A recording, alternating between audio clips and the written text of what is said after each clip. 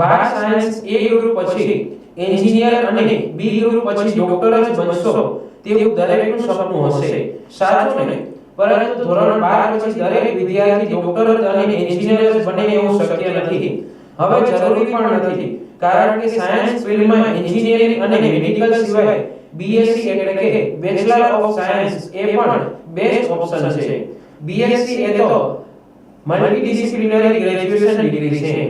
Physics, microbiology, બોટાની, ઝૂઓલોજી, chemistry અને mathematics જેવા સબ્જેક્ટમાં mastery મેળવીને ONGC, Torrent pharma, Sun Pharma, ISRO, Amul અને સિપ્લા જેવી ટોપ કંપનીઓમાં scientific assistant, research analyst, lab coordinator અને ક્વોલિટી કંટ્રોલ ઓફિસર તરીકે બેસ્ટ સેલેરી પેકેજ સાથે જોબ મેળવી શકો છો.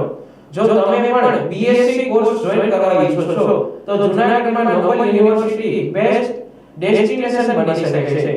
આ કોર્સ વિશે વધુ માહિતી મેળવવા માટે સ્ક્રીન પર આપેલ નંબર પર કોન્ટેક્ટ કરી શકો છો.